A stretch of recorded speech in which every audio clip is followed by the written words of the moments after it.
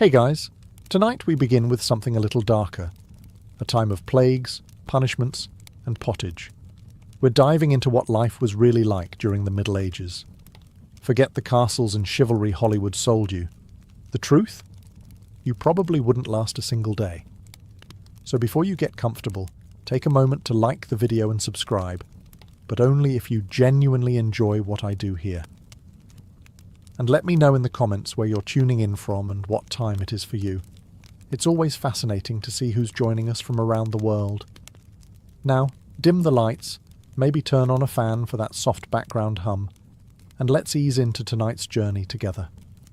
Congratulations, you've just woken up in the year 1325. The good news? You're alive.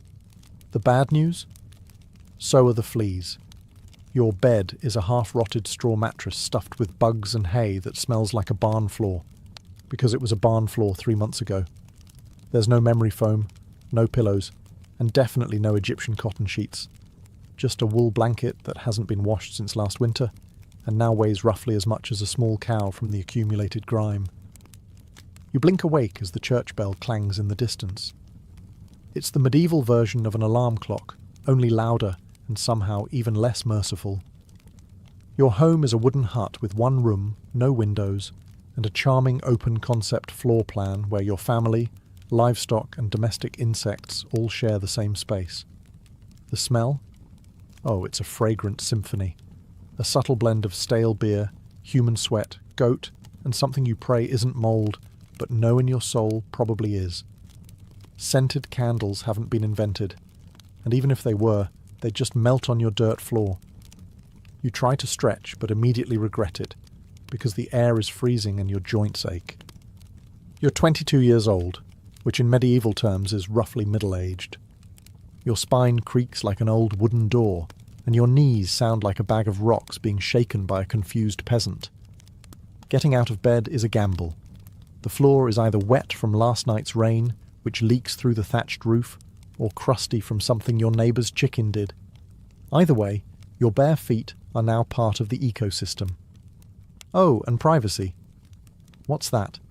Your entire family, and maybe a random cousin who just never left, are waking up beside you. There's no bedroom, no curtains, no me time. Just communal everything. Welcome to morning in medieval Europe, where you're never truly alone, because parasites, rodents, and 8 other people are always with you. And this is just how your day starts. It only gets worse from here. So, you've managed to crawl out of your medieval haystack of horrors. Congrats. Now nature calls. And it's not calling politely. It's screaming. Here's the part where you start missing the modern bathroom. There's no toilet, no seat, no toilet paper, no flush, not even a mildly resentful plunger in the corner. In the 14th century, relieving yourself is an adventure, a social experiment, and often a small public event. If you're a peasant, your bathroom is likely a wooden bucket behind the house, which is already full because Uncle Wolfstan had a rough night after eating bad turnips. The smell is biblical. You hold your breath, do your business, and then, here's the kicker, toss it into the street. Yes, the street. You're supposed to shout something like "Gardez-lou" before dumping it out the window. That's Old French for "watch out below," although frankly no one ever moves fast enough. Streets in medieval towns are open sewers, a charming river of human waste, animal droppings and mystery liquids you'd rather not examine. If you're lucky enough to live in a town with public latrines, congratulations. You get to sit shoulder to shoulder with strangers in an outhouse where privacy is a myth and ventilation is a cruel joke. You might make small talk, but try not to breathe too deeply. Toilet paper? Never heard of it. Most people wipe with straw, leaves, rags, moss, or, if they're feeling especially indulgent, a scrap of wool. Sometimes, nothing at all. Which might explain why handshakes weren't popular yet. And if you're in a castle, surely it's better, right? Well, sort of. You might have a garderobe, a hole in the wall that drops your waist directly into the moat. Great idea. Except that your enemies know this, and yes, attackers sometimes climbed in through the waist chute, Talk about entering through the back door. So whether you're a farmer or a baron, medieval toileting is a humiliation ritual. It's cold, it's public, it's dangerous, and it's never not disgusting. One slip on a wet stone path, and you're face first in humanity's leftovers, and you still haven't brushed your teeth. But we'll get to that next. You survived the toilet. You deserve a reward, right? Maybe a nice breakfast? Something warm, delicious, comforting? Sorry, this is medieval Europe. Nothing is comforting here. Breakfast, if you can call it that, is a grim affair. There are no eggs Benedict, no coffee machines sputtering awake, and certainly no avocado toast. You sit down, or squat near the fire, to a wooden bowl of something that looks like it was scraped off a muddy boot. Welcome to your daily ration of pottage. Pottage is a thick, gloopy stew made of whatever you can find. Grains, root vegetables, maybe a few beans if you're lucky. It's been simmering in the same pot for days, sometimes weeks, and new ingredients are just dumped on top of the old ones. It's less of a recipe and more of an ongoing edible experiment. On the side, a hunk of bread so hard it could deflect arrows. It's made from coarse rye or barley flour, often bulked up with sawdust, ground up acorns or other creative ingredients, because wheat is a rich man's fantasy. This loaf is not your friend. You don't slice it, you negotiate with it. What about drinks? You're not sipping orange juice or an oat milk latte. You're drinking beer. Yes, beer. At 6 a.m. Why? Because the water is teeming with parasites and filth. So you start your day with weak ale, low alcohol, high survivability. Kids drink it too. No one's happy about it, but at least it won't kill you. Immediately. Want some meat or cheese?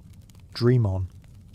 That's for Sundays and saints' feast days, and only if your lord is feeling generous.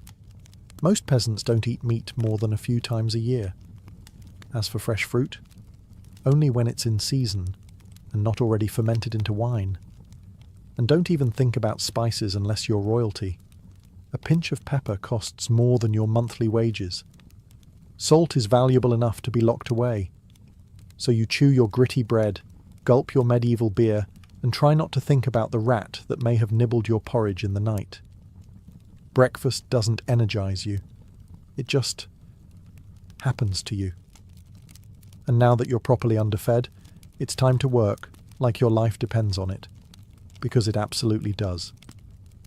So, you've eaten your sad medieval breakfast, and now it's time to get dressed. Not that it'll help. Your wardrobe consists of exactly one outfit. One. It's a rough wool tunic or linen shift that you've worn every day for months, possibly years. There's no such thing as seasonal fashion. There's just wear this until it disintegrates or gives you a fungal infection. Underwear? Optional. If you're lucky, maybe a linen undertunic. If you're not, well, you're going commando under layers of scratchy, sweaty wool, all lovingly stitched together by someone who probably had no idea what a seam was supposed to look like. There's also no washing machine, no soap, and absolutely no dry cleaner in sight. So your clothes are stained, stiff, and scented, like a compost pile that's been left to marinate in a pigsty. Even if you wanted to wash them, it's not easy. You'd have to haul water from a river or, well, heat it over a fire, scrub your tunic on a board with ashes or lye, and hang it in the sun, which is out approximately 3 days a year. And don't get me started on shoes. If you own any, they're made of untreated leather, barely stitched together, and offer as much arch support as a banana peel. Most peasants just go barefoot, through mud, through dung, through medieval landmines, aka sharp rocks and disease puddles. All this means one thing. Your skin hates you. You itch constantly. Fleas, lice, and bedbugs live rent-free on your body. Everyone has them. Nobles, lousy, monks, itchy, children, walking insect farms. No one escapes. You'll be scratching your armpit with a wooden spoon while chatting with the local priest, and no one will even bat an eye. Your skin is raw from rubbing, your scalp a battlefield of bites, and if you develop a rash, well, too bad. There's no dermatologist, no hydrocortisone, no one to tell you it's probably scabies. You just keep on suffering. And if you're lucky enough to not get an infection, great. That rash will simply accompany you for the next 6 months like an unwanted medieval sidekick. Now that you're dressed in misery and wrapped in discomfort, it's time to head outside and start working yourself to death. Now that you're fully dressed in itches and damp wool, it's time to flash that morning smile. Except, you don't. Because in the Middle Ages, smiling is a dangerous game. Not emotionally, dentally. There's no toothbrush, no toothpaste, no mouthwash, no floss. The concept of oral hygiene is about as popular as bathing, which is to say, not very.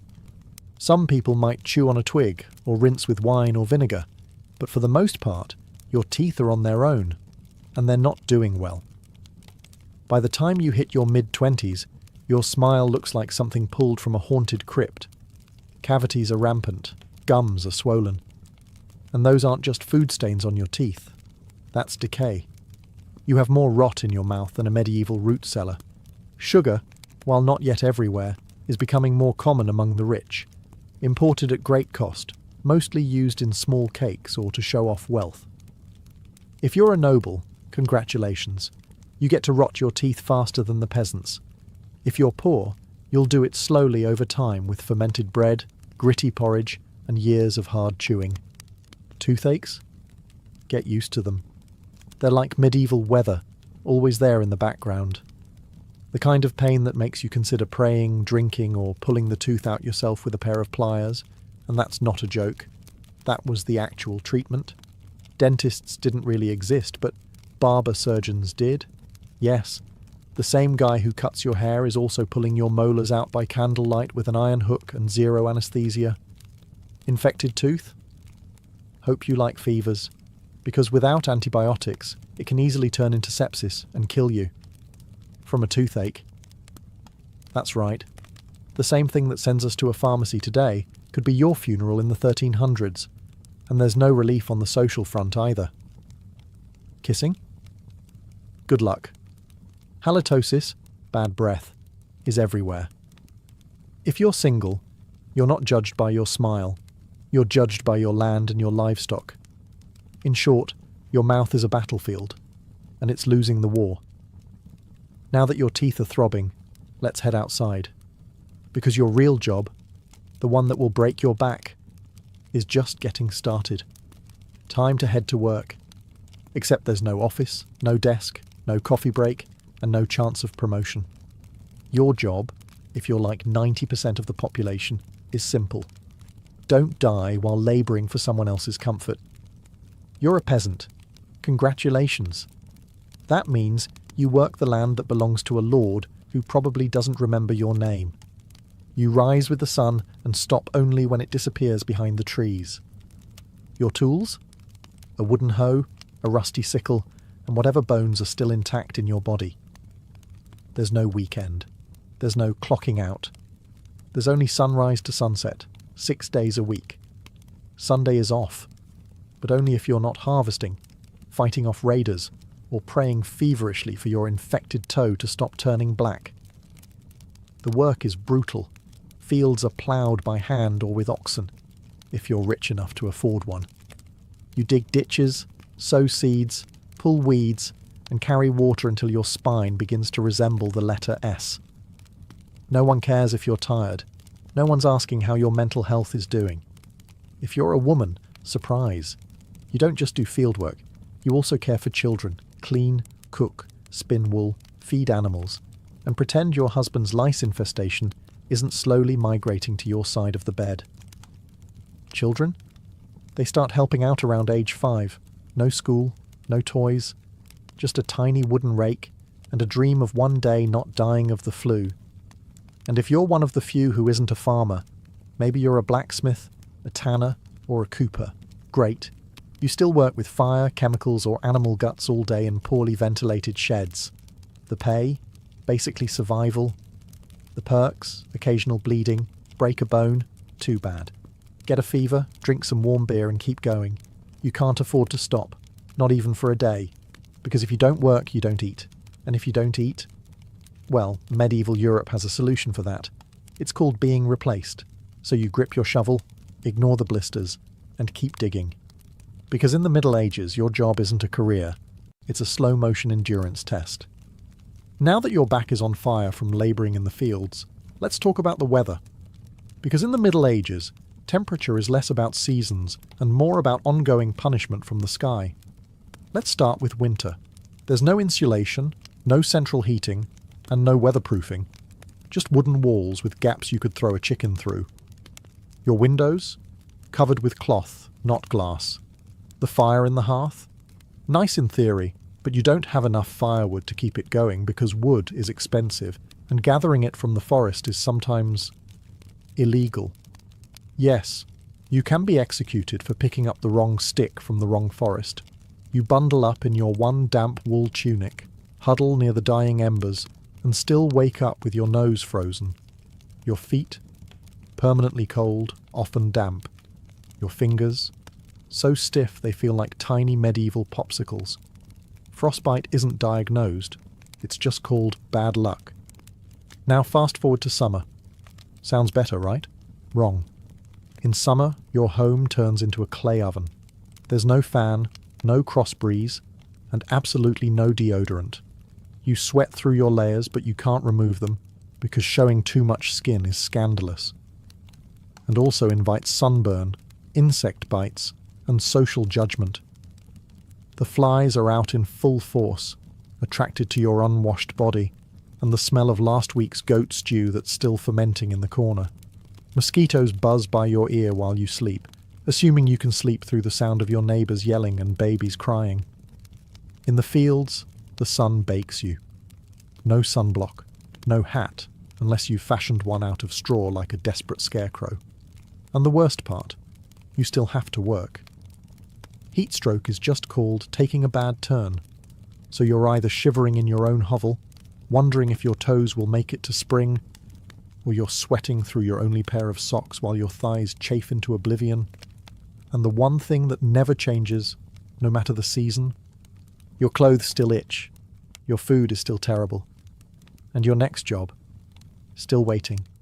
Welcome to climate control, medieval style. There is none.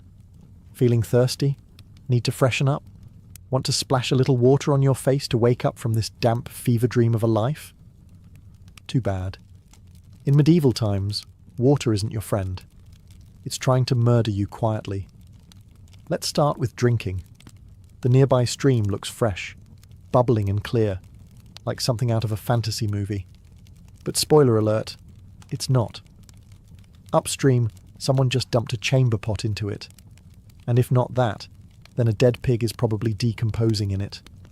Parasites, bacteria, and the entire microbial army of medieval Europe are waiting in every sip.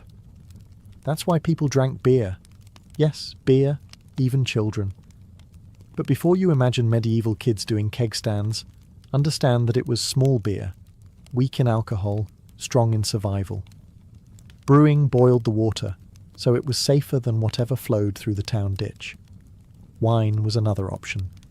If you were rich enough to afford it, and unconcerned with functioning properly before noon. What about bathing? Surely water was used for cleaning. In theory, yes. In practice, absolutely not. See, back then, people believed bathing actually opened your pores and let the disease in. That's right. Washing yourself was considered medically risky. You were cleaner, apparently, if you never removed the protective layer of filth caked onto your skin. Communal bathhouses did exist, but they quickly gained reputations as places for gossip, scandal, and sometimes full-on medieval extracurriculars. So naturally, the church got involved and shut many down. Even if you did want to bathe, it was a full production. You'd need to fetch water from the well, boil it over a fire, fill a wooden tub that leaked, and then pray no one else in the house used it before you. Or worse, after. And rainwater? Collected in open barrels where birds poop, insects breed and moss thrives. Sounds refreshing, doesn't it? So whether it's going in your mouth, on your body, or onto your crops, water in the Middle Ages is less of a life source and more of a gamble. One wrong gulp, and you're spending your final days sweating in a straw bed, clutching your stomach, and contemplating all your life choices. Next time you sip tap water, raise a glass for our ancestors. They didn't have the luxury of hydration without hazard, so you drank the water, or maybe you didn't. Maybe you just stubbed your toe on a rock shaped like disappointment. Either way, you're sick. You need help. You need a doctor. Too bad you live in the Middle Ages where medicine is really just polite torture with a theology degree. Let's start with the diagnosis.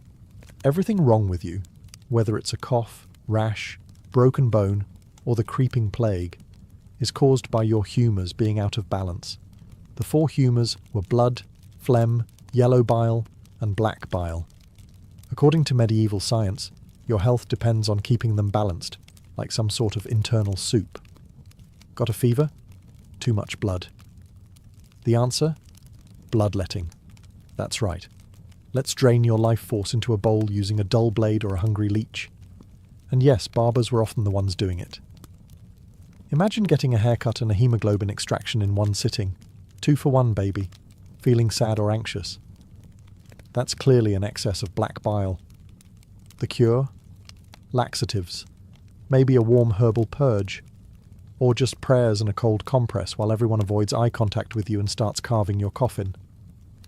Now, if you break a bone or get a nasty wound, you're in real trouble. There's no anaesthesia, unless you count passing out from pain. Surgery is done with knives that haven't been cleaned since the Crusades. Tools are heated over fire not for sterilisation, but because they just look scarier that way. Antibiotics? Centuries away. Germ theory? Not invented yet. They think disease comes from bad air or God being annoyed with your moral failings. Got a stomachache? Must have been your sinful thoughts. Hope you like confessing while vomiting. If your condition gets worse, you'll be treated with more leeches, possibly some crushed beetles, and a priest at your bedside giving last rites just in case. At this point, they're preparing for the cure known as death. And if, by some miracle, you recover, everyone just assumes God took pity on you. The doctor takes full credit and the leech gets promoted. So yes, in the Middle Ages, medicine is less about healing and more about surviving the cure. After a long day of labour, lice, and leeches, it's finally time to eat. You shuffle back to your hovel, stomach growling, ready for the one joy left in life, a warm meal. Bad news.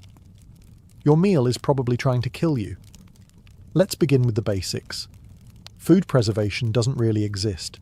There's no fridge, no freezer, just salt, smoke, or the hope that winter air keeps things fresh.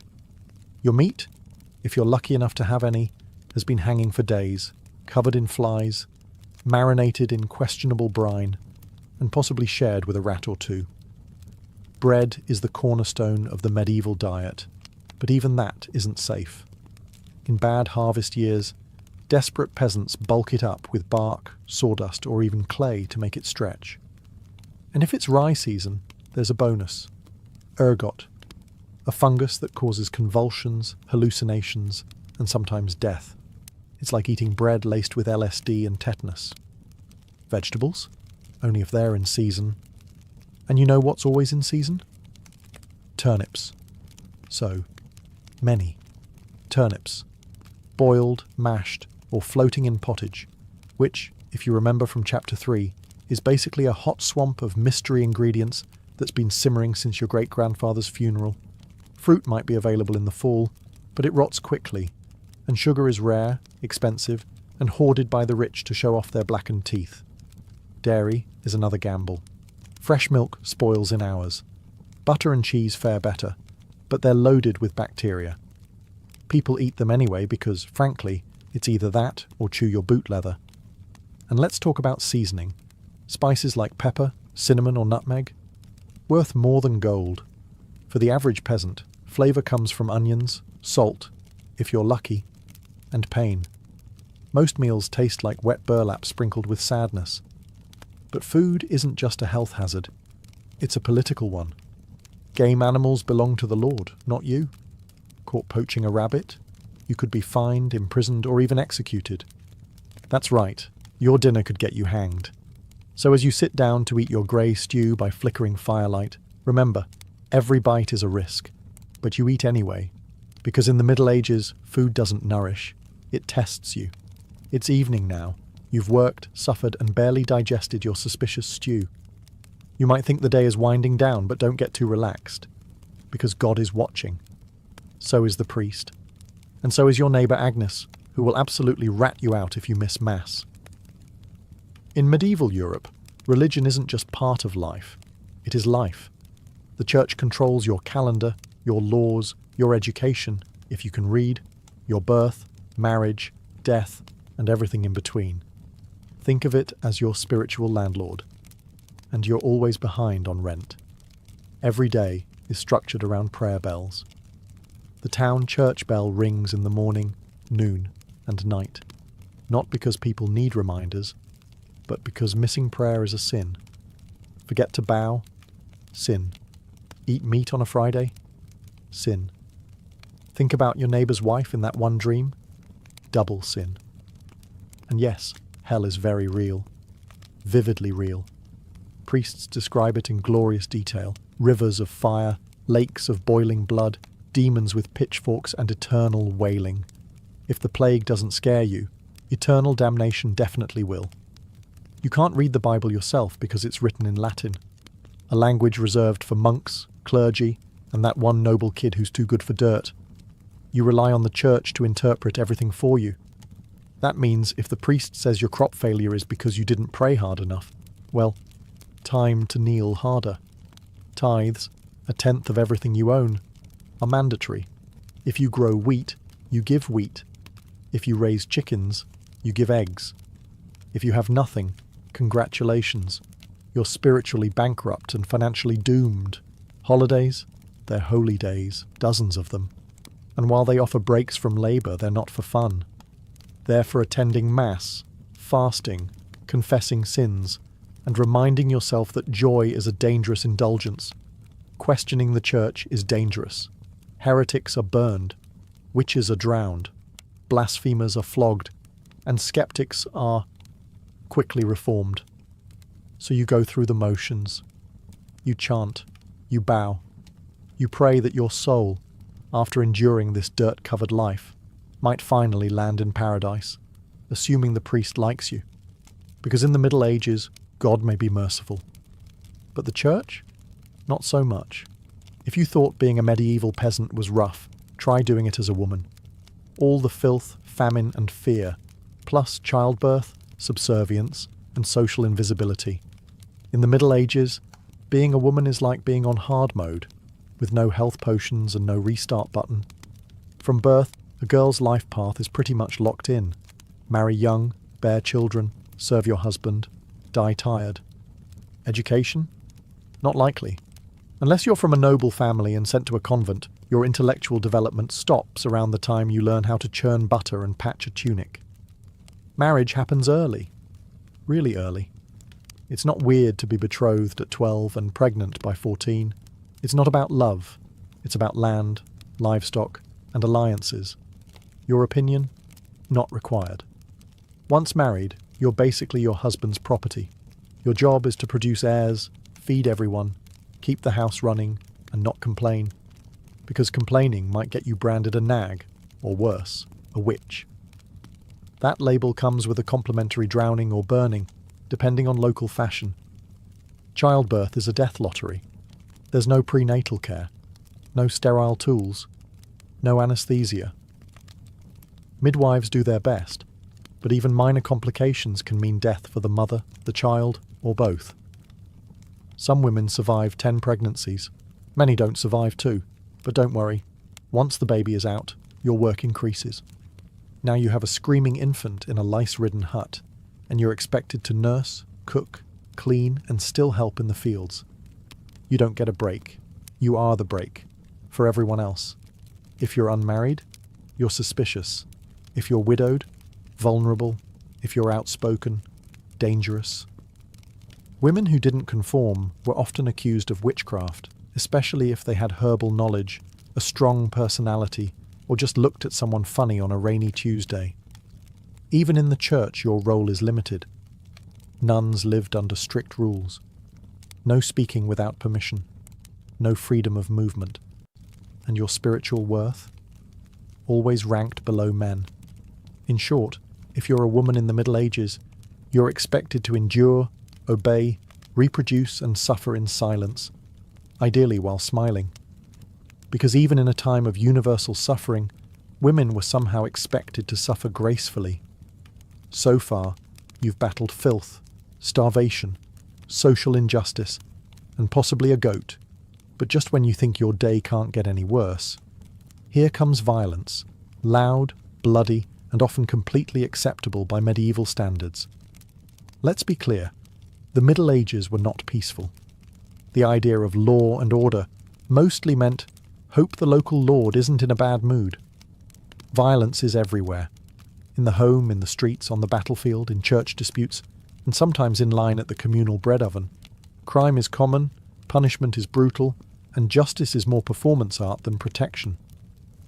Steal a loaf of bread, you could lose a hand. Accused of lying, your tongue might get pierced. Gossip too much? Meet the scold's bridle, a metal mask strapped to your head with a bar in your mouth. For correction, of course, let's say you're accused of something serious. Heresy, theft, witchcraft. How do you prove your innocence? By being tortured, obviously. Welcome to trial by ordeal. One version, you stick your hand in boiling water to retrieve a stone. If it heals without infection in 3 days, you're innocent. If not, you're guilty. Another option, you're tossed into a river. If you sink, you're innocent, and probably dead. If you float, you're guilty, and will be punished anyway. It's like a medieval game show where the prize is survival and the host is actively rooting against you. And if you're sentenced to death, that's a public event. Executions are performed in front of cheering crowds. Hangings, beheadings, burnings. Sometimes people bring snacks. It's the medieval equivalent of cable TV. Domestic violence, completely normal. Husbands were allowed, even expected, to discipline their wives and children. Street fights, commonplace. You could be beaten just for looking the wrong way at a noble's horse. And war, always simmering. Local feuds, territorial disputes, religious crusades. Someone's always marching off to stab someone else in the name of honour, God, or boredom. Violence isn't a breakdown of society in the Middle Ages. It is society. Everyone lives with the constant knowledge that life is fragile, justice is arbitrary, and your neighbour might bash your head in over a pig. So, walk carefully, keep your eyes down, and never trust anyone with a club. At this point, you've made it through the lice, the leeches, the laundryless misery, and the looming threat of public disembowelment. But now comes the final chapter of most medieval lives, an early and unglamorous death. If you're alive and still breathing past the age of 40, you're practically a celebrity. You might even be referred to as the Old One, which is less of a nickname and more of a statistical miracle. Let's break it down. The average life expectancy hovers around 30-40 years, but that number is dragged down heavily by infant mortality. Nearly half of all children died before reaching age 5. Disease, malnutrition, or one bad winter was all it took. No vaccines, no antibiotics, no hope. If you survived childhood, you entered adulthood already exhausted. Work began as soon as you could walk upright, and by 25, your joints creaked like a monastery door. You might be missing several teeth, a finger, and most of your original optimism. Women faced a particularly deadly gauntlet: childbirth. It was one of the leading causes of death for medieval women. No pain relief, no medical intervention, just prayer, hot water, and someone holding your hand while you bled out on a straw-stuffed cot. For men, the dangers were different, but equally relentless. Farming accidents, infections from minor wounds, a neighbour's drunken rage, a crusade gone sideways. Even walking to the market could be risky if you crossed paths with a bored bandit or an angry tax collector. Death could also come quietly, from the plague, which turned cities into cemeteries overnight, or from famine, which could last entire seasons, thinning out entire villages, or from bad luck, like eating spoiled grain and spending your final hours hallucinating and screaming at the walls. And funerals? You were lucky if you got one. Bodies were often buried quickly to avoid disease.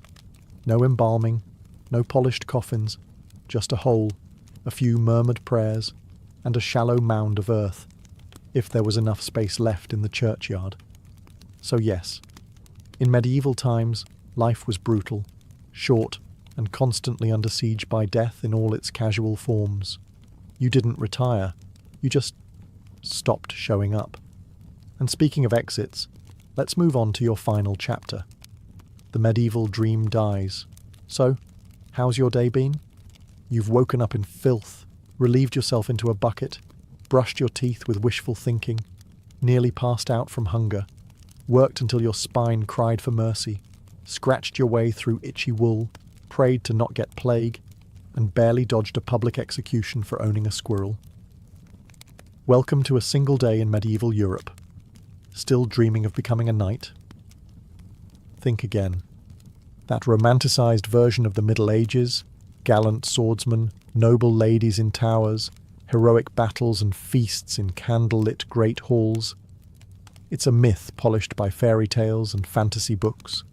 In truth, the medieval world was gritty, cruel, and deeply unfair. Hierarchy was everything. If you were born poor, you stayed poor. If you were born rich, congratulations. You had a better chance of surviving, but you were still one bad soup away from dysentery and a hasty burial. Even the nobles weren't immune to misery. Castles were drafty stone refrigerators filled with fleas, smoke, and politically motivated marriages. Sure, you had a fur cloak and a goblet of wine, but also a 50% chance of dying in a skirmish or from an infected splinter. Not exactly luxury. The simpler times weren't simple. They were relentless. Everything took longer. Everything hurt more. Everything, from childbirth to chewing, came with consequences. Life was survival, not leisure. And if you did find a quiet moment to think, to dream, to imagine something better, there wasn't much you could do with it. No upward mobility, no modern medicine, no internet to Google, what's this weird rash? You lived, suffered, worked, and died within a 10-mile radius of where you were born. But here's the wildest part. Through all of this, people still laughed, sang songs, told stories, fell in love, and found meaning. Not because life was easy, but because humans are stubborn like that. Even in the darkest chapters, they made space for light. So tonight, when you slip into your clean bed with indoor plumbing, antibiotics, and central heating, maybe say a quiet thank you to the modern world, and to your ancestors who fought rats, famine, and feudalism, so you wouldn't have to. Long before she was Catherine the Great, Empress of all Russia, mistress of reform, and icon of ambition, she was simply Sophie. Born Sophie Friederike Augusta von Anhalt-Zerbst in 1729, she was the daughter of a relatively obscure German princely family. Her tiny duchy in Pomerania offered little in terms of power, but Sophie herself. She had something no title could provide: razor-sharp intelligence, relentless charm, and a quiet, burning hunger for greatness. Her upbringing was strict. Her mother, Johanna, was cold and calculating, not a warm, nurturing figure, but a social climber obsessed with status. Sophie's father, a Prussian officer, was more distant than disciplinary. From a young age, Sophie learned to walk the fine line between obedience and cunning. She read voraciously, spoke multiple languages, and learned how to observe a room before speaking in it, skills that would soon become survival tools in one of Europe's most brutal courts. When the Russian Empress Elizabeth Petrovna began searching for a wife for her heir, Grand Duke Peter, she looked beyond Russia's borders. Peter himself was of German descent, and Empress Elizabeth believed a foreign bride, pliable and grateful, would be easier to control. Sophie fit the bill perfectly. Noble blood, Lutheran faith, which she'd be forced to abandon, and a reputation for both grace and humility. At just 14 years old, Sophie was summoned to Russia. She arrived in the freezing capital of St. Petersburg in 1744, wearing thin German fabrics and a diplomatic smile. Her mother pushed her forward like a chess piece.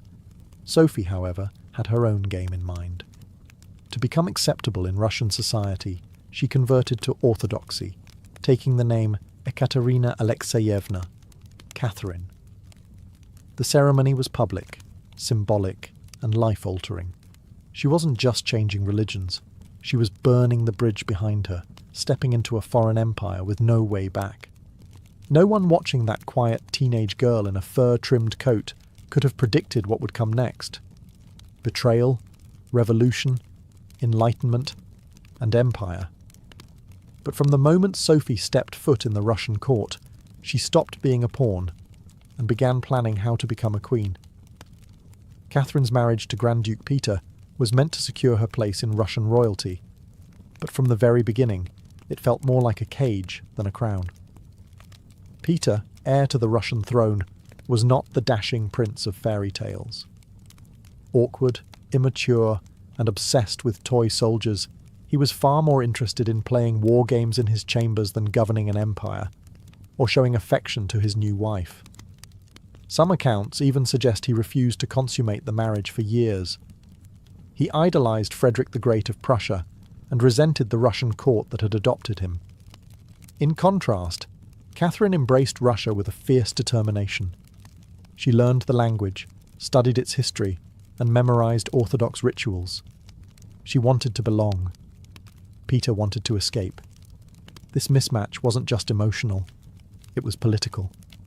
The Russian court was a viper's nest of gossip, paranoia, and brutal power games. Empress Elizabeth still ruled with absolute authority, but her health was in decline. Everyone knew a transition was coming, and everyone had an agenda. Catherine was watched constantly. Her letters were read, her friendships monitored, and her every move scrutinized.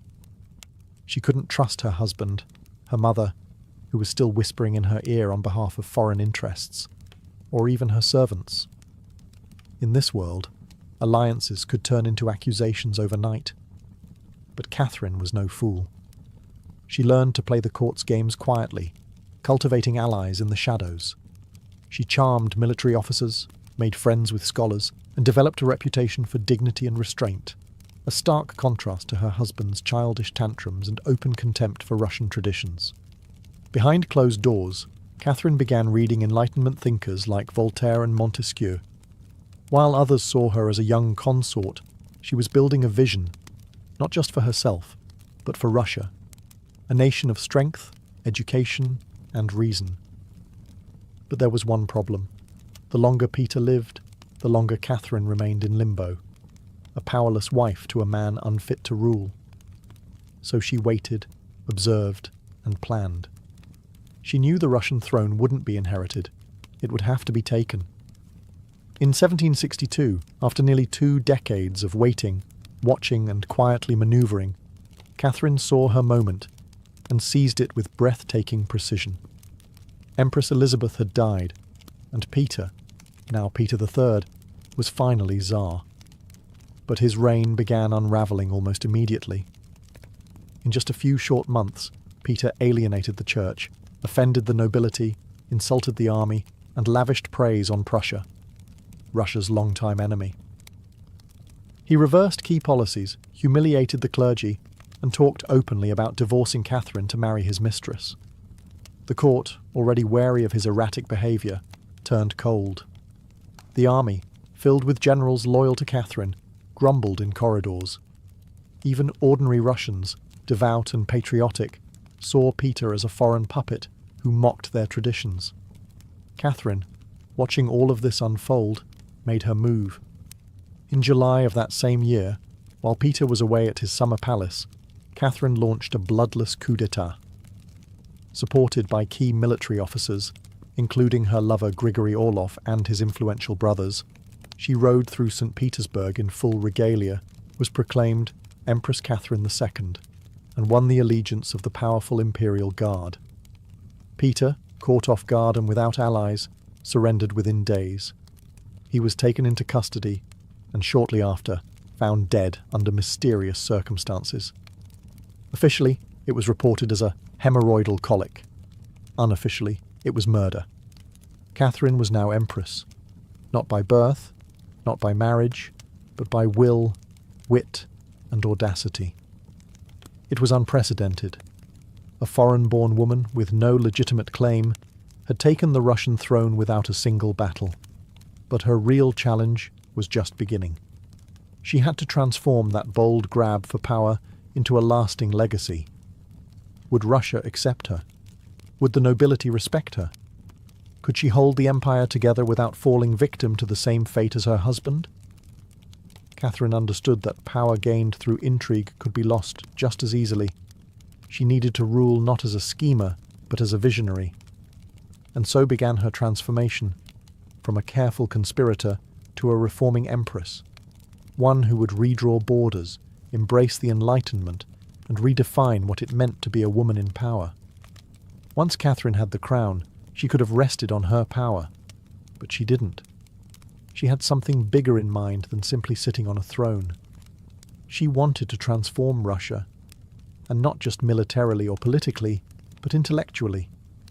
While Peter had worshipped Frederick the Great and toy soldiers, Catherine idolized Voltaire, Diderot, and the bold thinkers of the Enlightenment. She believed in reason, progress, education, and the role of a monarch as a servant of the people, even if she herself ruled with absolute authority. Catherine didn't just read Enlightenment philosophy, she lived it. She corresponded directly with Voltaire for over 15 years, flattering him while defending her autocracy.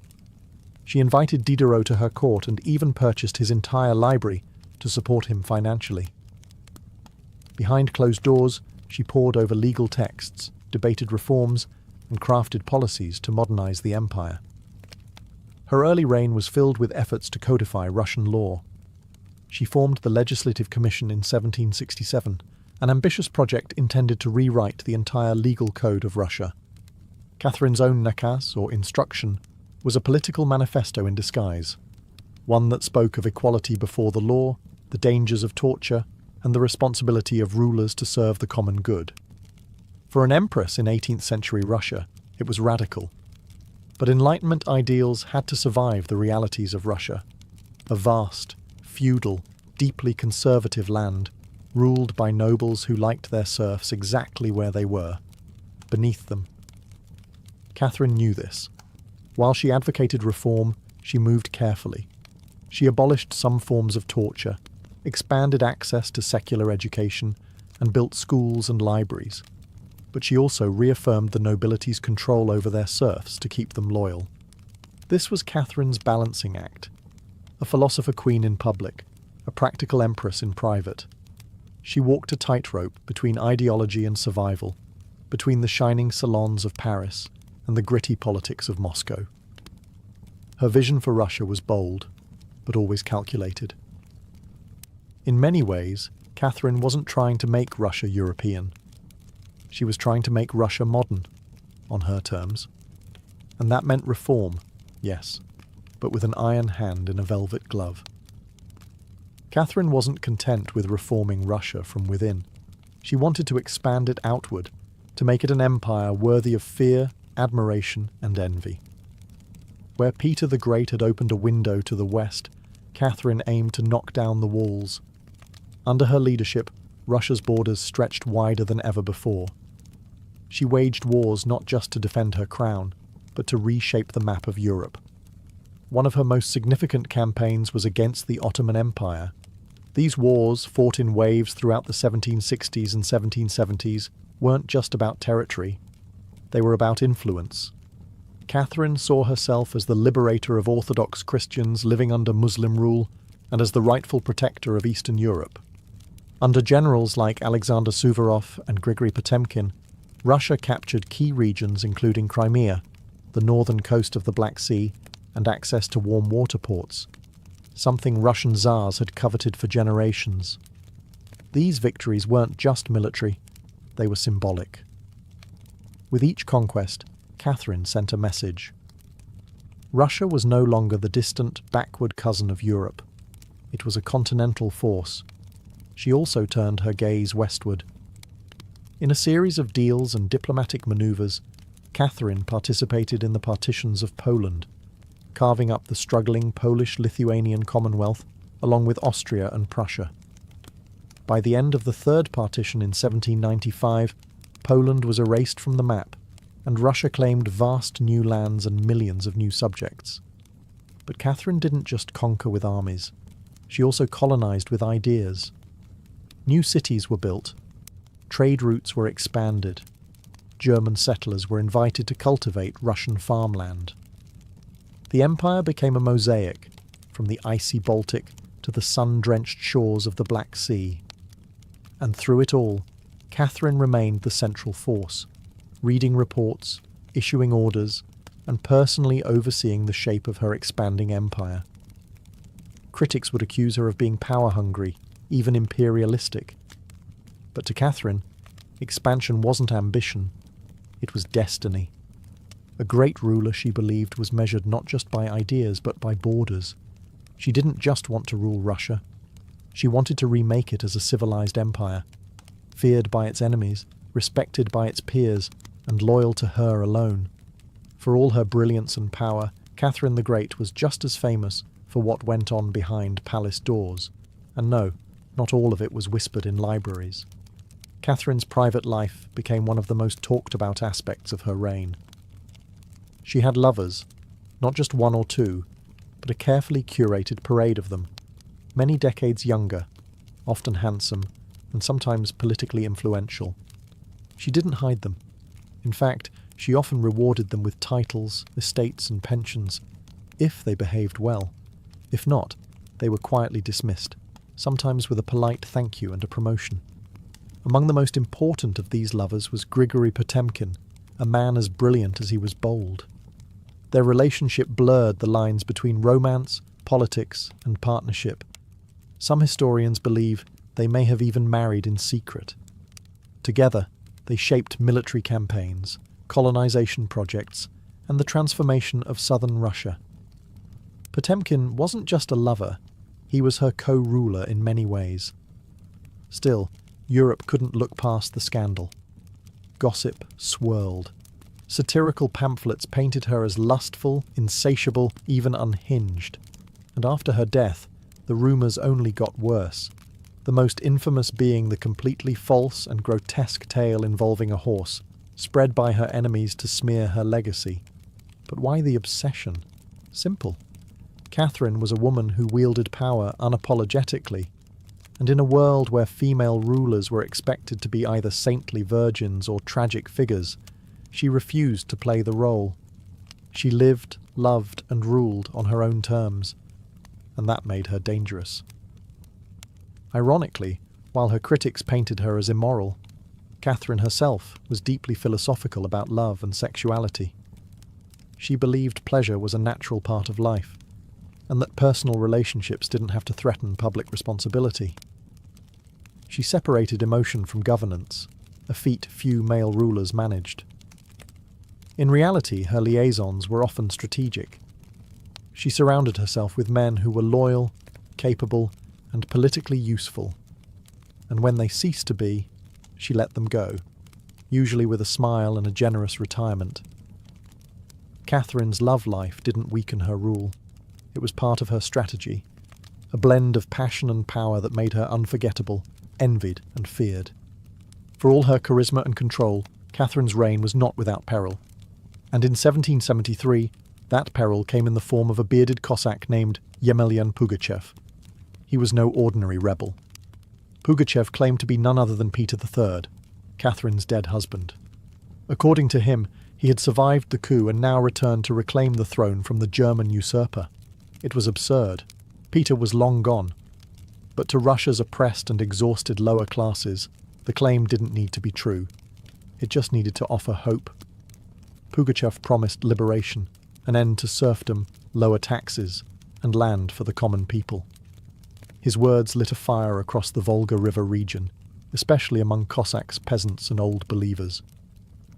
In a time when the gap between nobles and serfs had widened brutally, his promises sounded like salvation. The Pugachev rebellion became the largest peasant uprising in Russian history. Towns were taken, fortresses fell, Nobles were slaughtered. For a terrifying moment, it seemed as if the empire itself might fracture. Catherine was shaken. This wasn't a foreign war she could win with cavalry and treaties. This was a revolt from within. Her own people, rising against the system she ruled. But Catherine didn't panic. She acted. She dispatched professional military forces to crush the rebellion, ruthlessly. Pugachev's forces were defeated in 1774. He was captured, displayed in an iron cage, and eventually beheaded in Moscow, a public warning to all who dared follow. Afterward, Catherine doubled down on order and control. Her dreams of liberating the serfs quietly faded into silence. The rebellion had shown her the limits of enlightenment in a country still shackled by feudalism. She now leaned harder on the nobility, who offered loyalty in exchange for absolute control over their serfs. This was a turning point. The empress who once quoted Voltaire now prioritized stability over philosophy. Reform became cautious, surveillance increased. Rebellion, even whispered, was to be stomped out before it had breath. Pugachev may have lost his head, but he left behind a warning that haunted Catherine, that power built on inequality could only hold so long before the storm came crashing through. By the time Catherine the Great approached the final years of her life, she had ruled Russia for over 3 decades, longer than any female ruler in Russian history. From the moment she seized power, she had defied expectations, reshaped her empire, and redefined what a woman and a monarch could be. Under Catherine's reign, Russia became a true European powerhouse. Its territory expanded by over 200,000 square miles, swallowing Crimea, parts of Poland, and stretches of the Black Sea coast. These weren't just military wins, they were strategic pivots, securing warm water ports and reshaping trade. But her legacy wasn't only drawn on maps. Catherine left a cultural mark as well. She helped found the Hermitage Museum, amassed one of the greatest art collections in Europe, and corresponded with the greatest minds of the Enlightenment. Her court became a centre of sophistication, art, and intellectual ambition. In a country often viewed as backward by Western Europeans, Catherine put Russia firmly on the cultural map. She modernised education, founding schools for girls, and promoted the printing of books. She introduced smallpox inoculation to Russia, even publicly receiving the vaccine herself, an act of scientific bravery in her time. Yet, her reign was also one of contradictions. While she admired Enlightenment ideals, she never freed the serfs. In fact, she extended serfdom deeper into Russia's territories. Her reforms, while impressive, remained mostly top-down, designed to polish the empire without truly transforming its foundations. Still, Catherine's rule brought stability and ambition. She understood that power was not inherited. It was crafted, managed, and constantly defended. She ruled not by divine right, but by force of will, political brilliance, and relentless calculation. She was called many things: a usurper, a tyrant, a reformer, a seductress. But above all, she was effective. When she died in 1796, Russia was wealthier, larger, and more formidable than it had been in centuries. She left behind a throne secure, an empire expanded, and a legend that would endure for centuries. Catherine didn't just reign, she ruled, with intellect, strategy, and an unapologetic grip on history. And in doing so, she became more than an empress. She became a myth. For all her power, expansion, and enduring legacy, Catherine the Great was still, at her core, a woman navigating a man's world and reshaping it in her image. Behind the imperial portraits and state decrees was someone deeply aware of how precarious her position was. She was not born Russian. She came to the throne through a coup. She ruled an empire that didn't want a woman in charge, and yet she not only endured, she thrived. Catherine was never content to be ornamental. She read constantly, wrote endlessly, and never stopped learning. Her daily schedule was intense.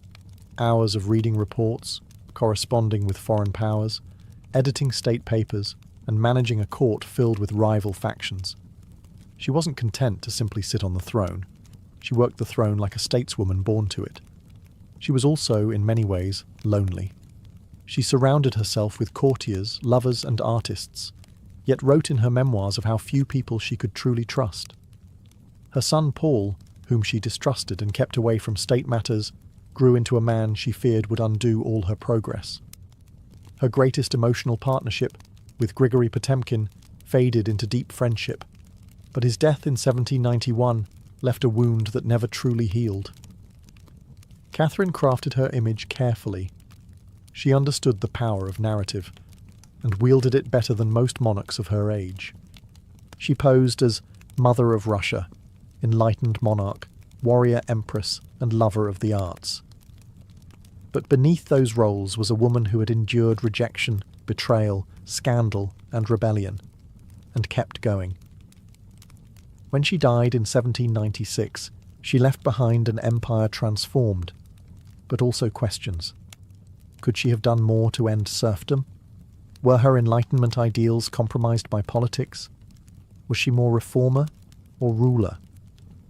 History remembers her by the title she never gave herself, the Great. It wasn't because she was flawless, or kind, or just. It was because she took power and wielded it on her own terms, in a time and place where women weren't supposed to have any. She didn't just wear the crown, she rewrote what it meant to deserve one.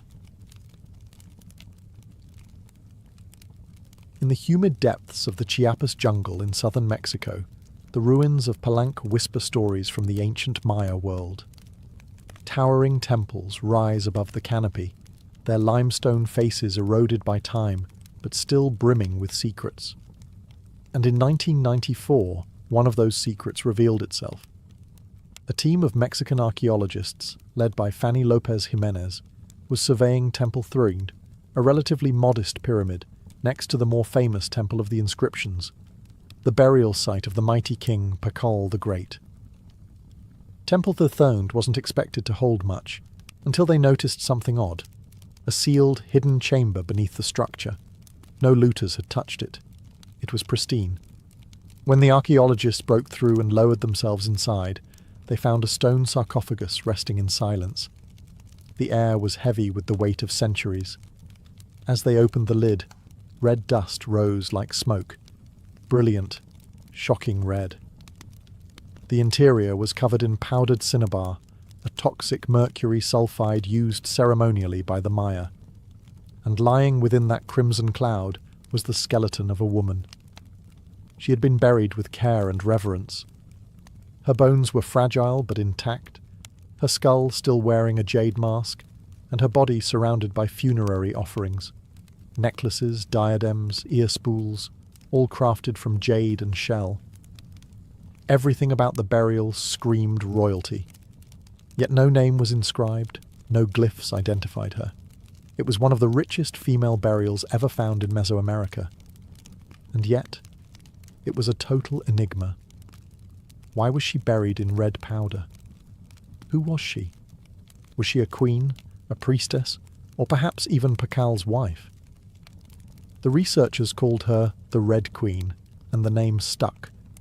But even with modern forensics, they couldn't say for sure who she was, only that she had lived around the 7th century, during the golden age of Palenque. Unlike most Maya tombs, hers had been hidden, untouched, and purposefully isolated. Her burial wasn't just ceremonial, it was spiritual. This woman wasn't meant to be remembered with words. She was meant to be remembered through ritual, through colour, and through the mystery she left behind. The most haunting feature of the Red Queen's tomb wasn't her jade jewellery, or the silence of the sealed chamber. It was the red dust. A thick layer of powdered cinnabar covered everything. The sarcophagus, the walls, her bones, even the offerings around her. It clung like blood to stone. To the Maya, this was no accident. Cinnabar, made from crushed mercury sulfide, was one of the most sacred and dangerous substances in the ancient world. Its vibrant red colour wasn't just visually striking, it symbolised blood, rebirth, and the life force that connected the human and divine realms. Red was sacred. It was the colour of sunrise, of sacrifice, of life emerging from death. And it wasn't just symbolic, it was spiritual. Covering the dead in cinnabar was a ritual meant to transform the body, preserving it not for eternity, but for transition. In Maya belief, death wasn't the end. It was a passage, a crossing into another cosmic layer. And so the Red Queen, whoever she was being prepared not just for burial, but for deification. But there's another layer to this. Cinnabar is toxic. Repeated exposure can lead to mercury poisoning, tremors, hallucinations, even death. The Maya likely didn't understand the chemistry, but they felt its potency. It was volatile, powerful, dangerous. To bathe a corpse in it was to declare this person was no ordinary mortal. In Palenque, very few were buried with cinnabar. Pakal the Great, the mighty king whose pyramid dominates the site, was one. His body, like hers, was also saturated in the red powder. That detail alone drew speculation. Was the Red Queen his wife? His mother? Or someone of equal divine status? Her skull had been placed on a layer of jaguar skin, another sacred symbol. Around her, bone needles, obsidian blades, and miniature jade figurines hinted at rituals performed either during her life or in her honour at death. Every part of her burial told a story without words, a story of power cloaked in secrecy, a woman prepared to cross into the underworld, not in silence, but in ceremony, drenched in the colour of sacrifice. Surrounding the Red Queen's crimson-drenched remains was a world of silence, broken only by the gleam of jade, shell, and obsidian. These were not mere ornaments. They were offerings, each one carefully chosen to accompany her on the journey to the Maya afterlife, the Xibalba. At her sides were jade necklaces, heavy and cold, their polished surfaces still radiant after 300 years underground. Jade was not just beautiful, it was sacred. The Maya considered it a symbol of eternal life. It represented the green of maize, the vitality of the jungle, and the breath of the gods. Only the elite were buried with jade. For the Red Queen, it covered her chest, wrists, and ears, a clear sign that in life she wielded influence, perhaps even divine favour. One of the most haunting objects was the jade funerary mask, placed delicately over her face. Unlike the golden death masks of Egypt, this one was subtle, constructed from dozens of tiny mosaic tiles, arranged to mimic the contours of her skull.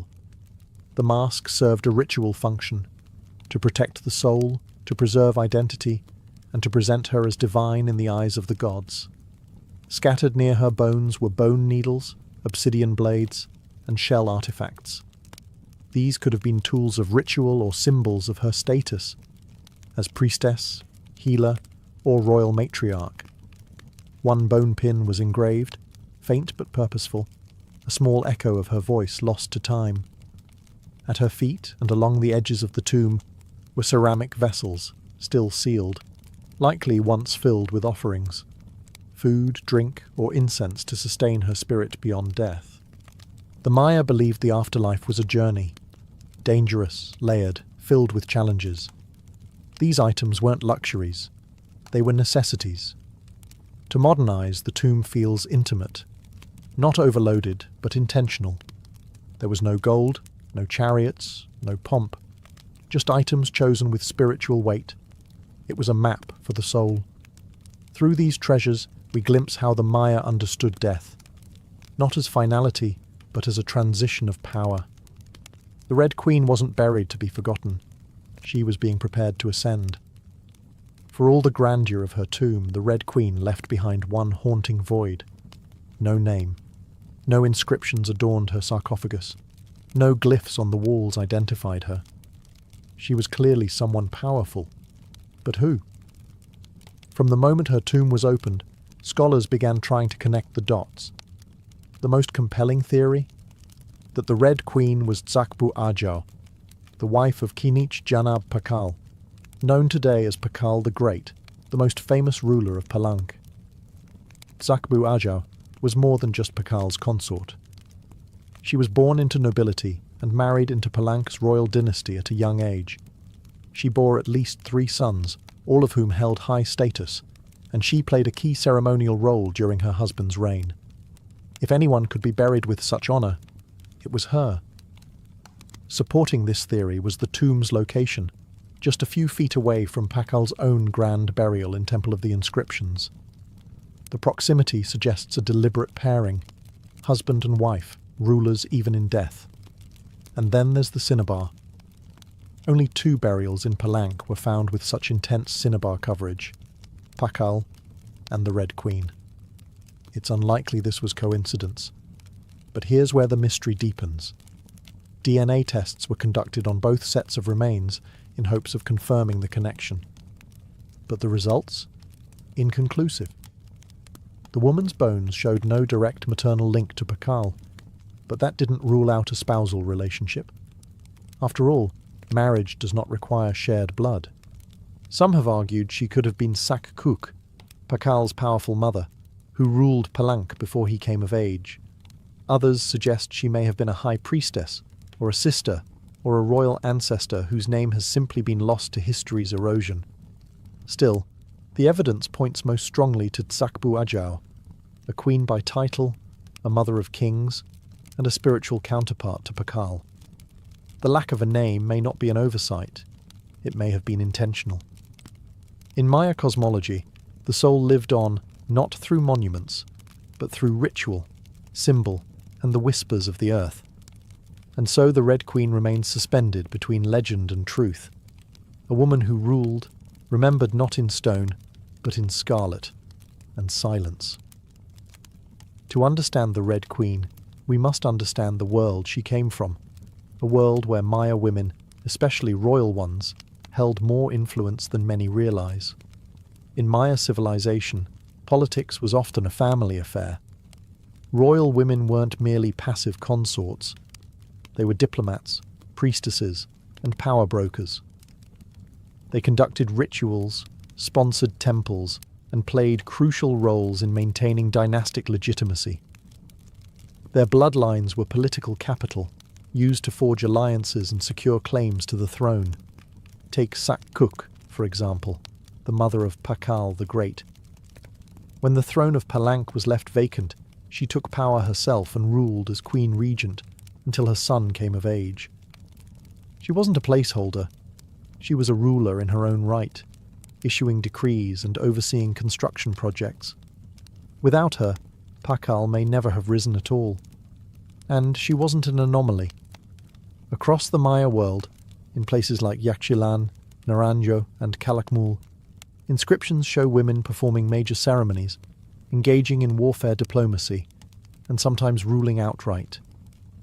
They were often portrayed in stelae and murals, dressed in elaborate headdresses and regalia, standing beside kings as equals, or sometimes above them. Their words were carved in glyphs. Their names were remembered, until they weren't. By the time Spanish conquistadors arrived centuries later, much of that memory had eroded. The colonial lens saw native women as silent figures in a male-dominated world, but the archaeology tells a different story, one of complex gender roles, where power was negotiated, not simply inherited. This context casts the Red Queen in a new light. She may not have ruled in name, but her burial, rich, sacred, and positioned beside Pakal, suggests she was a central pillar in the royal order.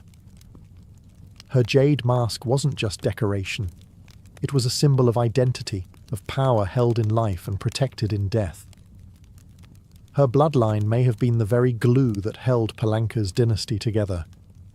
In Maya civilization, a queen wasn't just a queen. She was a keeper of sacred lineage, a voice in ceremony, and often the bridge between gods and men. The Red Queen may be nameless, but in her world, she was never voiceless. The Red Queen wasn't just buried with treasures. She was buried in architecture rich with purpose, layered with Maya cosmology, ritual symbolism, and intentional design. Her tomb wasn't merely a grave, it was a gateway to eternity.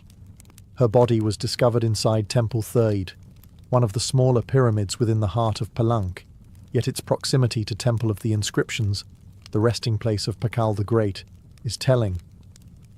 These temples weren't built randomly. Their positioning was sacred, guided by astrology, myth, and dynastic legacy.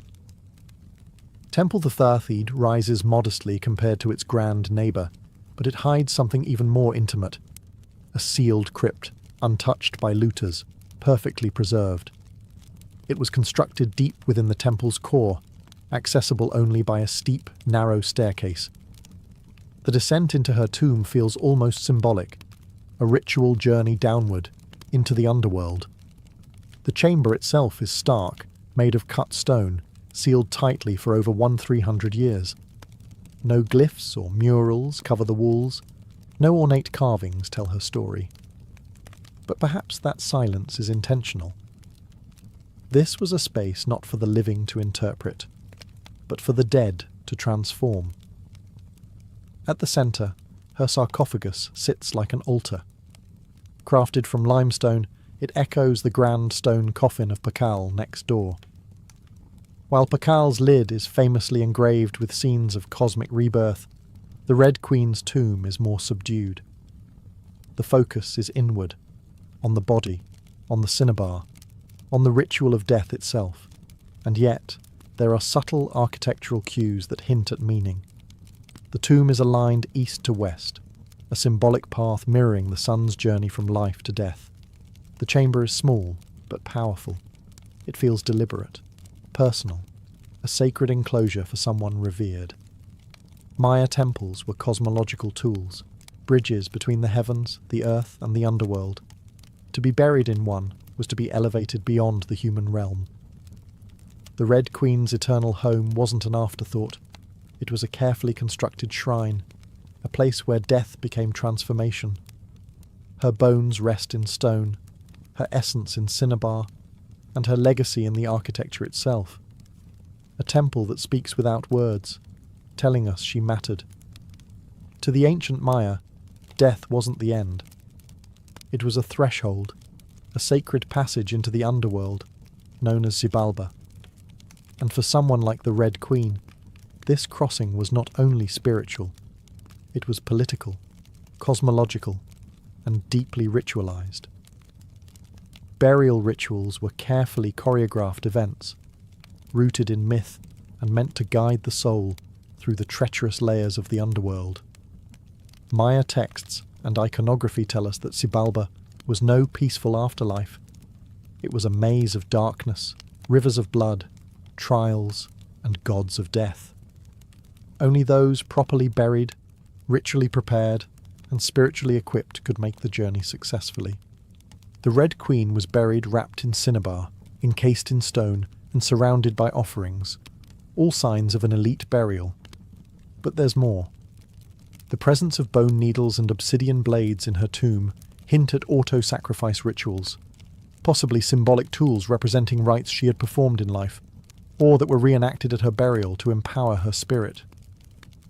Her funerary mask, carefully assembled from jade tiles, was not simply decorative. It may have served as a spiritual vessel, preserving her face and identity as she journeyed into the afterlife.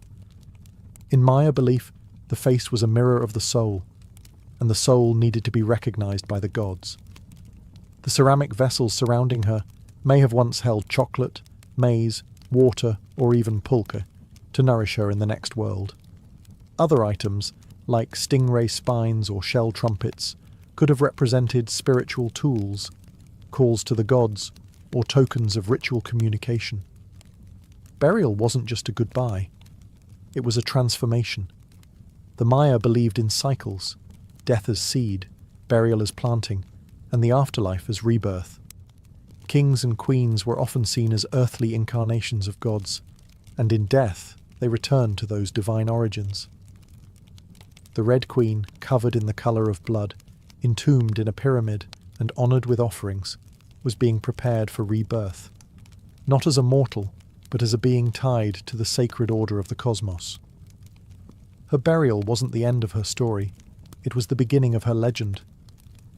Just a few steps away from the Red Queen's final resting place, lies one of the most iconic tombs in Mesoamerica, that of Kinich Janab Pakal, known simply as Pakal the Great. His burial inside the Grand Temple of the Inscriptions is celebrated for its artistry, scale, and deeply spiritual symbolism. But what makes the Red Queen's tomb so extraordinary is not only what was inside, it's where it was found.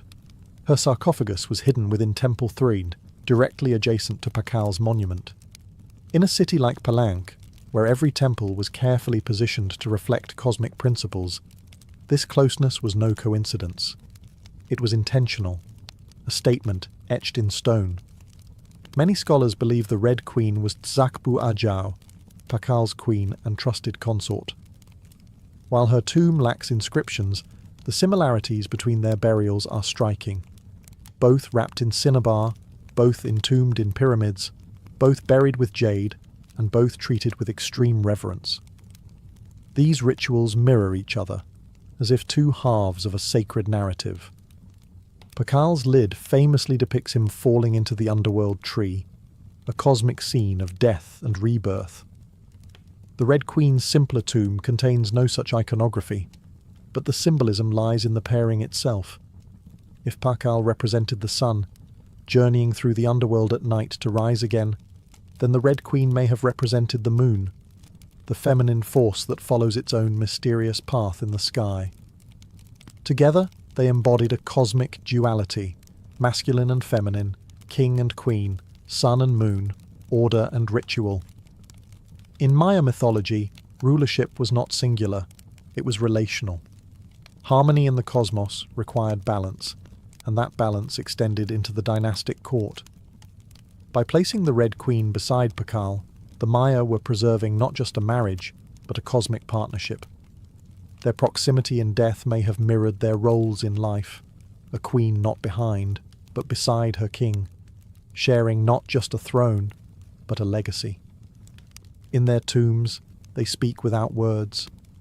Two souls, wrapped in cinnabar and stone, joined across eternity, one of history's most sacred silences. Though her name was lost to time, the Red Queen of Palenque endures, not as a forgotten relic, but as one of the most enigmatic and powerful women of the ancient world. Her tomb, sealed for over 1,300 years, now whispers across centuries, inviting questions that echo louder with every discovery. She represents a mystery that still resists full understanding. We may never know exactly who she was. No glyph carved her name. No stela told her story. And yet, the care in her burial, the richness of her offerings, the symbolism of her crimson-drenched bones, all speak of a woman profoundly important. Not merely as a wife or consort, but as someone who held real influence, spiritual weight, and royal blood. Today, the Red Queen forces us to re-evaluate assumptions. She's a reminder that in the ancient Maya world, women were not silent. They led rituals, governed cities, and shaped dynasties. While kings like Pakal have long taken the spotlight, the Red Queen's re-emergence reminds us that power did not belong to men alone. It flowed through mothers, queens, priestesses, and visionaries. Her legacy is more than the treasures she left behind. It's the conversation she started, among archaeologists, historians, artists, and storytellers. Every jade bead, every layer of cinnabar, every architectural choice in Temple Thathid tells us something deliberate. This woman mattered, and perhaps that's the most extraordinary part of her story. Not what we know, but what we still don't. The Red Queen teaches us that history isn't just a collection of facts, it's a living puzzle, a shared human longing to connect with the past. In that sense, her legacy is still unfolding. She lies wrapped in red, the colour of life and sacrifice, of blood and rebirth. Her face, once hidden behind a jade mask, now stares back at us through science, art, and wonder. She remains nameless, but not voiceless. Mysterious, but not forgotten. The Red Queen may have ruled a kingdom in life, but in death, she rules something greater, our imagination. Her tomb was sealed in stone. Her story was written in silence. And still, somehow, she speaks. Frida Kahlo was born on July 6, 1907, in the vibrant district of Coyoacán, then a village on the outskirts of Mexico City.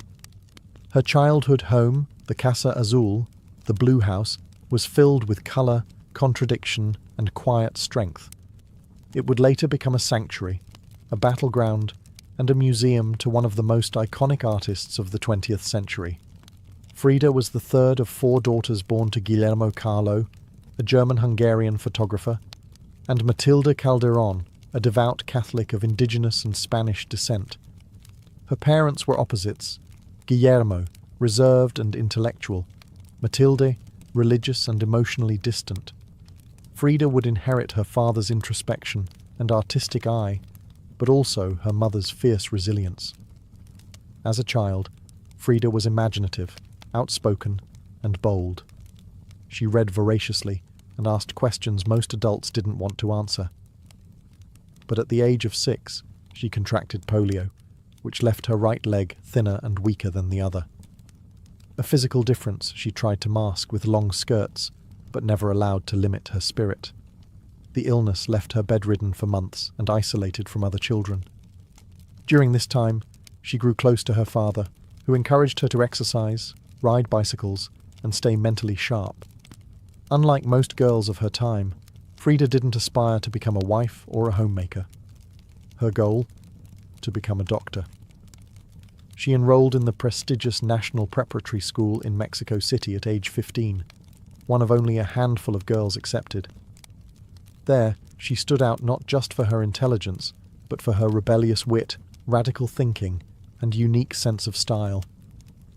She joined a group of young intellectuals known as the Cachuchas, who debated philosophy, literature, and politics. Frida was drawn to revolution, to ideas that challenged tradition. But even in those early years, before the bus crash that would define her body, and before the fame that would define her legacy, Frida Kahlo was already painting herself into the world, with sharp edges, unapologetic ideas, and an identity too big to fit inside anyone else's expectations. She wasn't just growing up in Coyoacán, she was preparing to remake herself entirely. On September 17, 1925, Frida Kahlo's life was split in two: the girl she had been and the woman she was forced to become. That afternoon, she boarded a wooden bus with her boyfriend, Alejandro Gomez Arias, after school. They were laughing, teasing each other, and probably arguing. Frida never did anything halfway.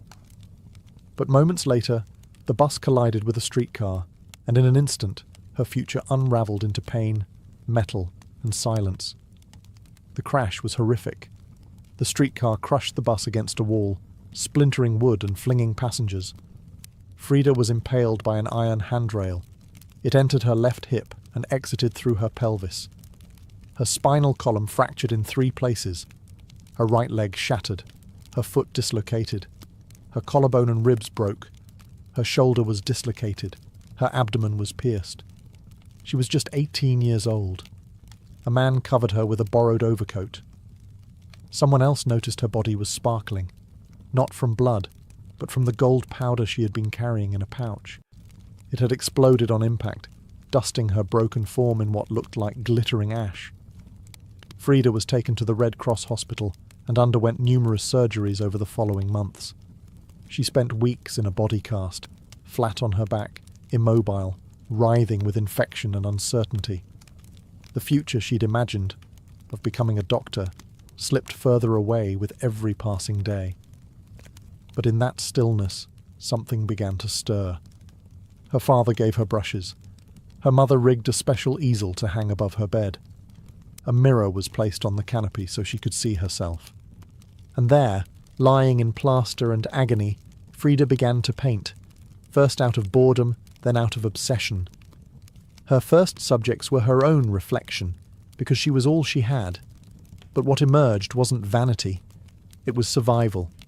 The crash had broken her physically, but it had also opened a door into her own mind, her own body, and eventually into the surreal language of pain and identity that would define her art. The girl who wanted to heal others now began healing herself. one brush stroke at a time. As Frida Kahlo lay encased in plaster and steel, a body fighting itself with every breath, she began to paint. What started as a form of therapy soon became a language, and that language was deeply personal, brutally honest, and often hard to look at. Which was precisely the point. Frida didn't paint pretty flowers or polite landscapes. She painted pain. Her pain. Physical, emotional, and existential. Her first subjects were self-portraits, not because she was vain, but because, as she famously said, "I paint myself because I am so often alone, and because I am the subject I know best." Her early works were small in scale, painted on tin or wood panels, inspired by Mexican retablos, devotional paintings meant to tell stories of suffering and miracles. Frida turned this tradition inward. Her body became the canvas. Her emotions became the altar. She painted herself as split, as pierced, as bleeding. In one painting she is impaled by nails, like a modern-day martyr. In another, she floats in a barren landscape, tethered to a broken column, a metaphor for her shattered spine. She painted herself weeping, fractured, decapitated, and bare, but never passive, always watching. Her pain was not sanitized. She painted the ugliness of trauma with beauty, defiance, and even humor. Each piece was a reclamation of her body, her experience, and her identity as a woman in a world that often tried to define her. But Frida wasn't just telling her story. She was inventing a new kind of visual narrative, one that blended Mexican folk art, surrealism, medical illustration, and symbolism. Her paintings became dreamlike autopsies of her soul, framed in color, culture, and myth. By the time she recovered enough to walk again, albeit painfully, Frida was no longer the girl who had wanted to be a doctor. She was an artist, and her art was unlike anything anyone had seen. She had taken the worst thing that had ever happened to her and turned it into a source of creation. Frida Kahlo didn't just paint her pain.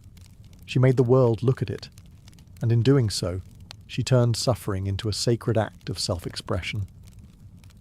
In 1928, still recovering, still painting, and just 21 years old, Frida Kahlo met the man who would become the most profound and turbulent relationship of her life, Diego Rivera. He was 20 years her senior, already Mexico's most famous painter. Massive in both stature and presence, Rivera was a giant of Mexican muralism, known for his sweeping, politically charged frescoes that told the story of the Mexican people. Frida had seen his work before. She admired it. But now she wanted his opinion of her work. She brought her paintings to him at the Ministry of Education, interrupting his scaffolded work to ask bluntly, "Do I have talent?" Diego took one look and said yes, and not just out of kindness. He recognized in her something rare, an unfiltered voice, raw and unpretentious, full of rage, irony, pain, and beauty. They began a relationship that was as consuming as it was creative. Frida once said, "I suffered 2 accidents in my life. One in which a streetcar knocked me down. The other was Diego." They married in 1929, an odd pairing to outsiders. Diego, massive, unfaithful, politically famous. Frida, sharp-tongued, fiercely independent, already walking with a cane. Her parents called it a marriage between an elephant and a dove. Their bond was passionate, but chaotic.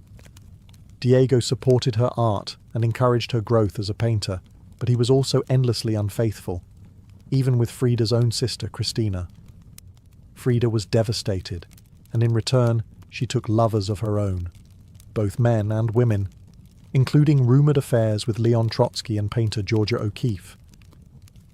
They divorced in 1939, then remarried a year later with different terms.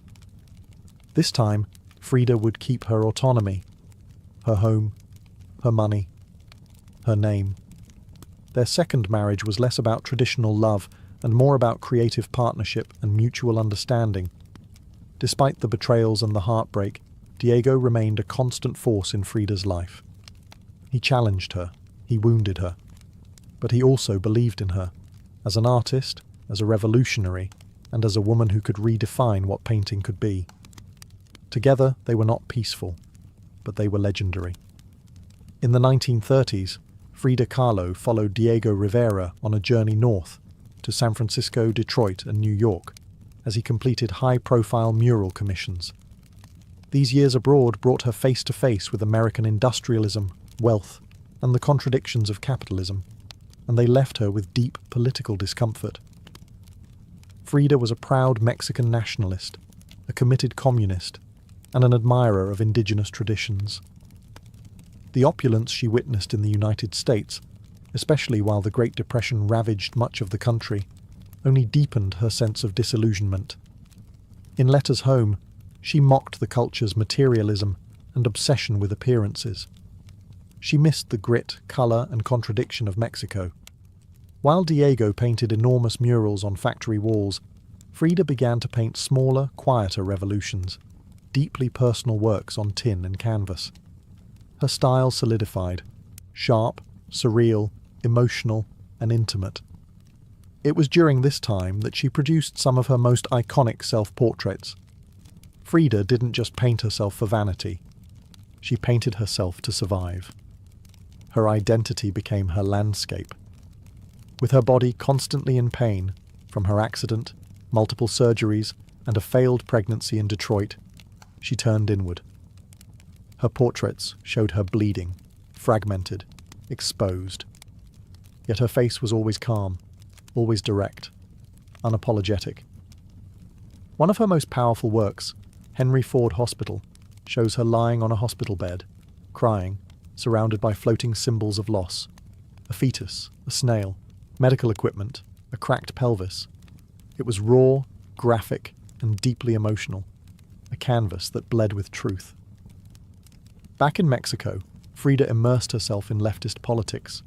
She and Diego welcomed Leon Trotsky into their home while he lived in exile.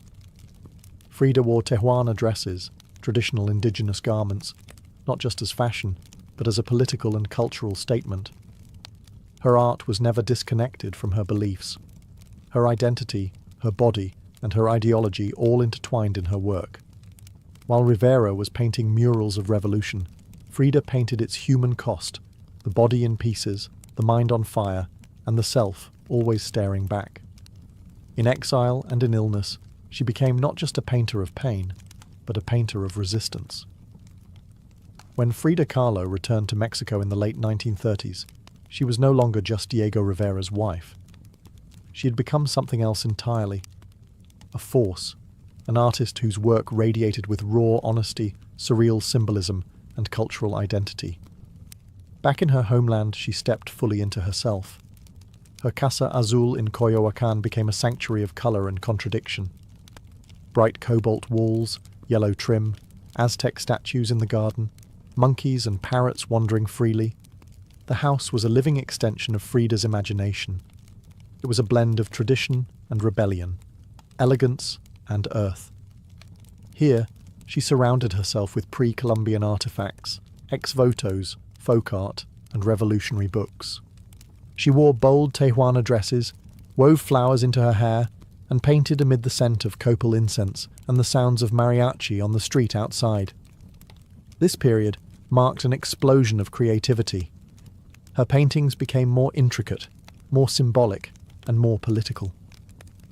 Works like the two Fridas revealed a divided self, one in European dress with a bleeding heart, the other in indigenous clothing, strong and composed. It was Frida's visual autobiography, a portrait of love, loss, and heritage. In 1939, she exhibited her work in Paris, where artists like Picasso, Breton, and Kandinsky praised her fiercely original style. But even among the surrealists, Frida stood apart. When André Breton tried to label her as one of their own, she pushed back. "They thought I was a surrealist," she said. "But I wasn't. I never painted dreams. I painted my own reality." She painted Mexico, not the romantic postcard version, but the living, breathing country she adored. Her work pulsed with symbolism, skeletons, hummingbirds, hearts, thorns, corn, and blood. She honoured the indigenous roots of her homeland while unmasking the violence of its past and present. But even as her artistic voice grew stronger, her health continued to decline. Multiple surgeries, infections, and chronic pain became daily realities. Still, she painted through it, propped up in bed, torso bound in corsets, fingers clenched around the brush. Frida had returned to Mexico not to rest, but to reclaim her power, through paint, through politics, and through her fearless embrace of the self. As the 1940s wore on, Frida Kahlo's body continued to betray her. Her spine was deteriorating. Her right leg was constantly infected. She underwent more than 30 surgeries in her lifetime, often in grueling succession. At times, she was bedridden for months, encased in body casts or immobilized by traction devices that stretched her bones apart. But still, she painted. Each canvas during these years became both a release and an act of resistance. Her works grew darker, more defiant. She painted with a clarity sharpened by pain, refusing to hide behind metaphor. In The Broken Column, she presents herself split down the middle, her body pierced with nails, a cracked ionic column replacing her spine. Yet her face is stoic, her gaze unflinching. Pain for Frida was no longer just a subject. It was her companion, her antagonist, her muse. Her political voice also grew louder. She joined the Mexican Communist Party, marched in demonstrations, wrote fiery letters, and called out imperialism and injustice. When her health no longer allowed her to walk, she appeared at protests in a wheelchair, defiantly holding signs and shouting slogans. In 1953, Frida was given her first solo exhibition in Mexico, a long overdue celebration of her art. But her health was so fragile, doctors told her she couldn't attend. So she did what only Frida would do. She arrived by ambulance, carried in on a stretcher, and placed in the centre of the gallery on her hospital bed. Dressed in traditional finery, surrounded by her own work, she greeted guests with tequila, laughter, and that fire still burning in her eyes. Her final paintings were both childlike and harrowing. In Marxism Will Give Health to the Sick, she painted herself wearing a steel corset, cradled by the hands of Marx, casting away symbols of oppression. Her last known work was a still life of sliced watermelons, one piece bearing the words, "Viva la vida," long live life. Even in the face of death, she remained defiant, joyful, and political. Frida Kahlo's last portraits weren't just self-portraits. They were acts of revolution, painted in pain, but always signed with life. On July 13, 1954, at the age of 47, Frida Kahlo died in the same place she had been born, La Casa Azul in Coyoacán. The official cause was listed as a pulmonary embolism, but those closest to her whispered of something deeper. She had been ill, yes, but also exhausted. By pain, by surgeries, by the long war with her own body. Just days before, she had attended a political protest against the CIA-led coup in Guatemala. Weak and wheelchair-bound, she insisted on going, her clenched fist raised in the air. Revolution remained her final heartbeat. Her last diary entry was brief but piercing. "I hope the exit is joyful, and I hope never to return." Frida's funeral was held at the Palacio de Bellas Artes, Mexico's most prestigious cultural institution. Her body, draped in the red flag of the Mexican Communist Party, was watched over by friends, family, artists, and revolutionaries. Diego Rivera was inconsolable. He called her the greatest love of his life, even as his betrayals had nearly broken her. But in the years that followed her death, something extraordinary happened.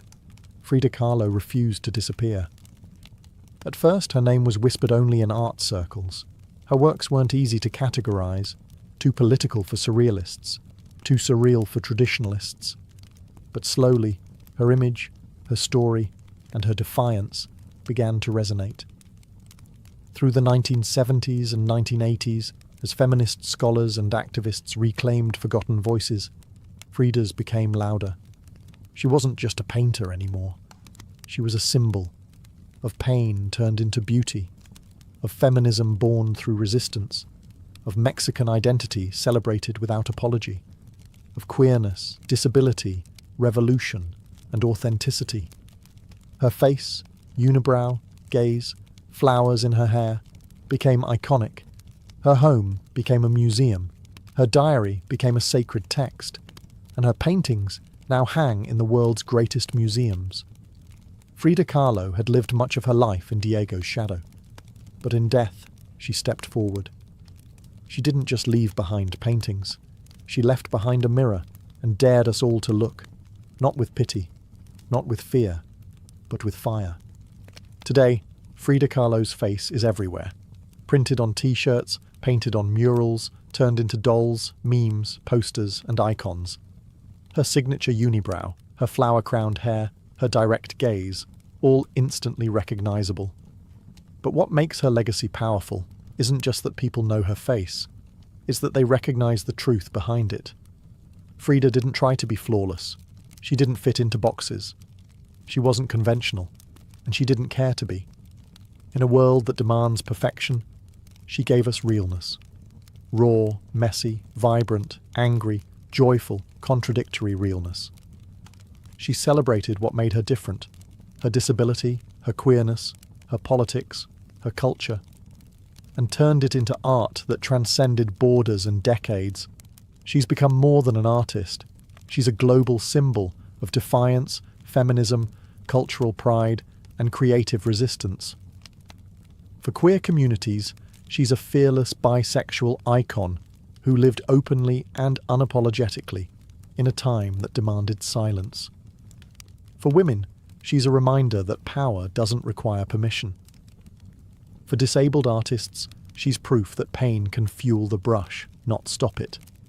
And for Mexico, she's a daughter reclaimed, fierce, folkloric, and forever part of the national soul. Her paintings, once dismissed as too strange or too personal, are now among the most revered in the world. Works like The Two Fridas, Self-Portrait with Thorn Necklace and Hummingbird, and The Broken Column aren't just seen, they're felt deeply by anyone who has ever suffered and needed to turn that suffering into something sacred. She lived in the margins and turned them into centre stage. She embraced contradiction. A communist who wore gold, a woman betrayed who loved again, a body in pieces with a soul unbreakable. And through it all, she painted, not just with colour, but with conviction. Frida Kahlo never asked to be a symbol. She simply told the truth about herself, and in doing so, told the truth for millions of others who had never seen themselves reflected in art before. Now, when we see her face, we see courage, we see colour, we see resistance, we see Frida, not gone, but immortal.